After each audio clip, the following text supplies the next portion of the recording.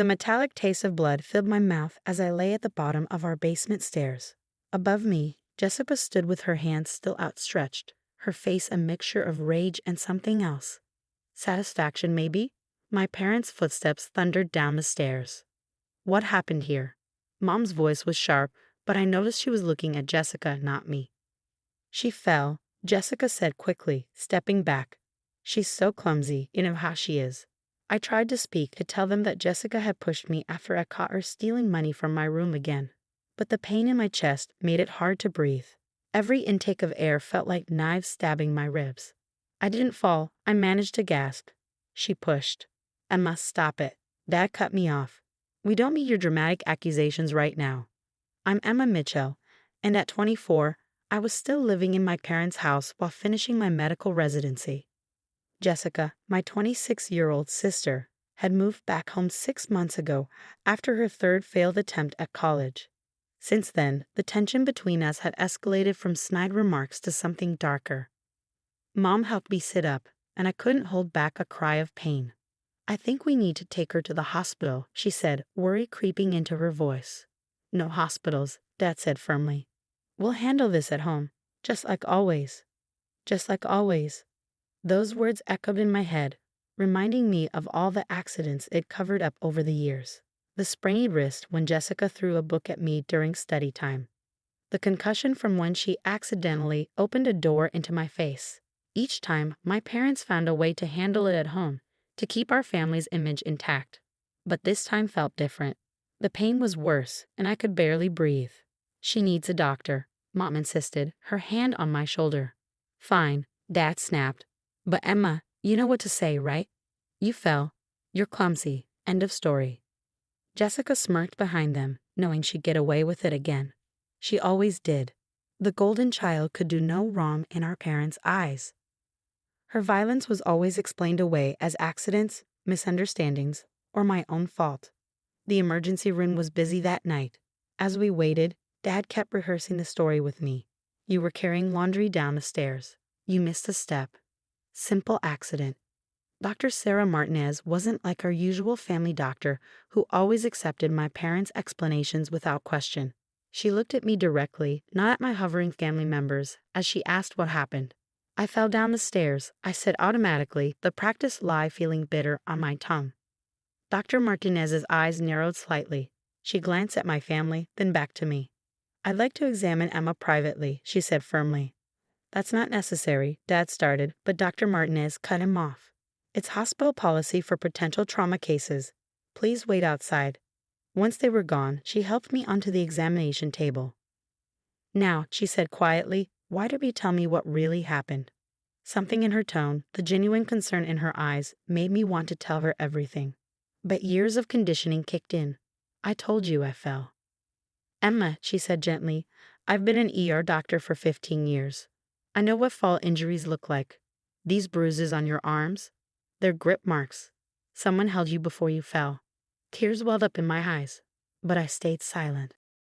Let's get some x-rays, she said, not pushing further. Then we can talk more.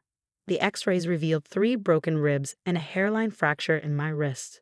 But that wasn't what made Dr. Martinez's face darken with concern.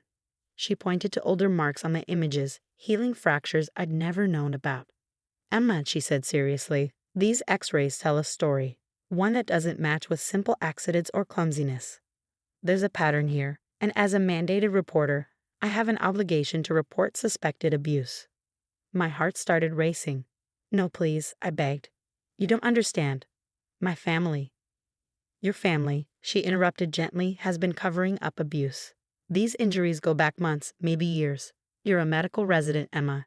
You know what I'm seeing here. She was right. Looking at the x-rays with my professional training, I could see the truth I'd been denying. The old fractures, the pattern of injuries, it was all there in black and white. I need to make some calls, Dr. Martinez said, standing up. You're safe here, Emma. We have security, and your family can't take you home against medical advice. As she left the room, I heard my father's voice in the hallway, demanding to know what was taking so long. For the first time, instead of feeling fear at his anger, I felt something else. Hope. The x-rays had spoken the truth I never could, and now someone was finally listening. The next few hours passed in a blur. Hospital security was stationed outside my room while Dr. Martinez made her calls.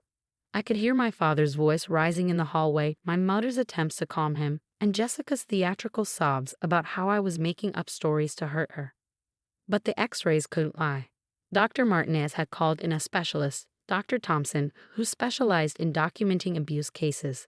Together, they walked me through each injury shown in the scans. These hairline fractures, Dr. Thompson pointed out, the defensive injuries, consistent with trying to protect yourself during a fall, or more likely, during an attack. My hands trembled as I looked at the evidence of years of abuse, documented in stark black and white. How had I convinced myself these were accidents? How had I let them convince me I was just clumsy? A police detective, Laura Bennett, arrived to take my statement. She had kind eyes but a no-nonsense attitude that made me feel safer somehow. "Take your time," she said, setting up a recording device. "Start from the beginning." So I did. I told her about growing up with Jessica, how the accident started small. A push here, a trip there. How our parents always sided with her, made excuses, told me to stop provoking her. How it escalated over the years until I lived in constant fear in my own home. "Why didn't you leave?" Detective Bennett asked gently. "My residency," I explained. "Living at home was the only way I could afford it. And then my family. I kept thinking if I just tried harder, if I was better somehow." "That's what they wanted you to think," she said firmly, "but you're not responsible for their actions." A soft knock interrupted us. Dr. Martinez entered with more scans. "Emma," she said, "we found something else. The CT scan shows evidence of a previous concussion that never received proper medical treatment. When did this happen?" "3 months ago," I whispered. "Jessica threw a textbook at my head when I refused to give her money. Mom said I just needed to sleep it off." Detective Bennett's pen moved quickly across her notepad. "We'll need to document all of this." Suddenly, there was commotion in the hallway. Jessica's voice rose above the others. "You can't keep me from my sister. This is ridiculous. Emma, tell them the truth." The security guard blocked the door as Jessica tried to push past him. Our eyes met through the doorway, and for the first time, I saw something in her expression I'd never seen before. Fear. She knew the game was over. The x-rays had exposed every lie, every accident, every covered-up attack. Our parents couldn't smooth this over with explanations about my clumsiness or accusations about my attention-seeking behavior. "Miss Mitchell," Detective Bennett called out to Jessica, "I suggest you step back or we'll add attempting to interfere with a police investigation to your charges." Jessica's face crumpled. "But it wasn't. I didn't mean." She looked desperately toward our parents, but they were occupied with their own problems. Dad was arguing with hospital administration, and Mom sat in a chair, crying quietly into her hands. Dr. Martinez sat beside my bed, her presence reassuring. "Emma, we'd like to keep you overnight for observation. We're also arranging for you to speak with a counselor." "What happens now?" I asked, looking between her and Detective Bennett. "Now," Detective Bennett said, "we build a case. The x-rays provide clear evidence of sustained abuse. Combined with your statement and the hospital documentation, we have enough to proceed with charges." "Charges?" My voice shook. "Against Jessica. And potentially your parents for failing to protect you and covering up abuse. They had a legal obligation to prevent harm and seek medical care for your injuries." It felt surreal. For years, I'd lived in fear, believing I had no choice, no voice, no proof. Now, thanks to one doctor who refused to look the other way, everything was changing. "You don't have to decide everything right now," Dr. Martinez assured me. "Focus on healing. We can help you find temporary housing once you're discharged, somewhere safe." "I have a friend," I said, thinking of Sarah, my best friend from medical school. "She's been trying to get me to move in with her for months." Detective Bennett nodded approvingly. "That's good. You'll need a support system." As they left my room, I could still hear my family in the hallway. But for the first time, their voices didn't fill me with dread. The x-rays had given me something I'd never had before. Proof. Proof that I wasn't crazy, clumsy, or making things up. Proof that couldn't be explained away or covered up. I took out my phone and texted Sarah, "Remember that spare room you offered? Is it still available?" Her response was immediate. "Always. For as long as you need." Want to tell me what's going on? Looking at the x-rays still displayed on the light board, I replied, it's a long story, but I'm finally getting out. 6 months later, I stood in Sarah's kitchen making coffee before my morning shift at the hospital. The newspaper on her counter caught my eye, specifically the small headline of Jessica's sentencing. She'd gotten 2 years probation, mandatory counseling, and a restraining order keeping her away from me. My parents have faced consequences too. Dad lost his position on the hospital board when the cover-ups came to light, and Mom's social standing in our small community crumbled as the truth spread. They'd both taken plea deals, probation and community service, plus mandatory counseling. You okay? Sarah asked, entering the kitchen. She'd been my rock through everything, the court proceedings, the therapy sessions, the nights when the memories kept me awake. Yeah, I said, surprising myself by actually meaning it. I am. My phone buzzed. A text from Dr. Martinez. She'd become a mentor of sorts, helping me navigate both my medical career and my healing journey. Ready for your presentation today. I was giving a talk to new medical residents about recognizing signs of abuse and the importance of speaking up. My own x-rays, with permission, would be part of the presentation. You know, Sarah said, watching me gather my materials, I'm really proud of you. Not just for getting out, but for using your experience to help others. She was right. In the months since that night in the ER, I found my voice in ways I never expected.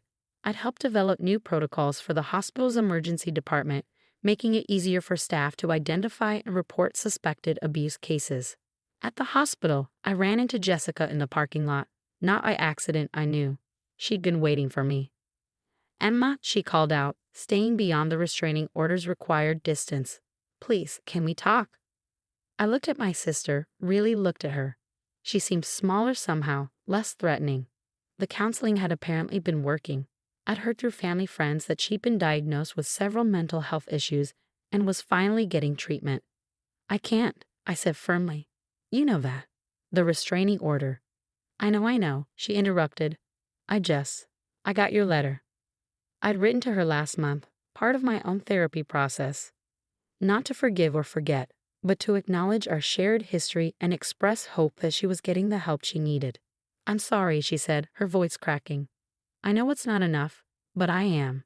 The counseling, it's helping me understand what I did, why I did it, how much I hurt you.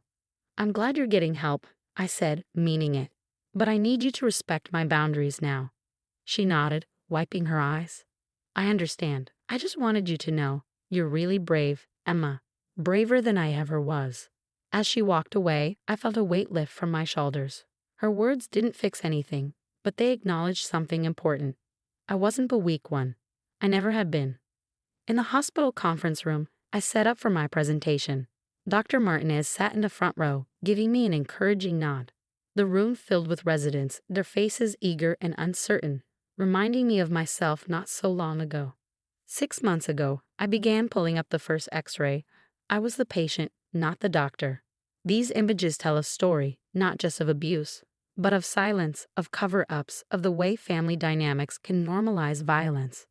I clicked through the images, explaining each injury, each missed opportunity for intervention. As medical professionals, we're often the first line of defense. Sometimes we're the only ones who can speak for those who've been silenced.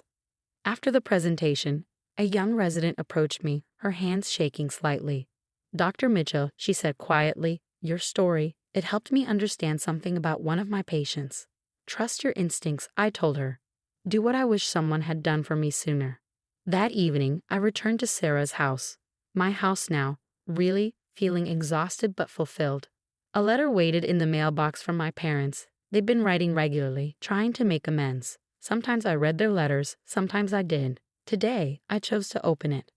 Dear Emma, Mom wrote, we watched your interview on the local news about the hospital's new abuse prevention protocols.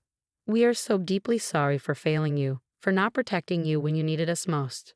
Your courage in speaking out has forced us to face our own failures. I folded the letter, saving the rest for later. Their guilt, their regret. It wasn't my burden to carry anymore. I was building a new life, one where my voice mattered, where my experiences could help others, where the truth didn't have to stay hidden. The X-rays that exposed my family's secrets now hung in my office, not as a reminder of trauma, but as a testament to survival. They spoke louder than any lie, broke through years of silence, and gave me back something I'd lost long ago, my power. Sarah had left dinner in the oven and a note on the counter. Remember, you're not just surviving anymore, you're thriving. Looking around at my new life, I smiled. She was right. The X-rays had spoken the truth, but I was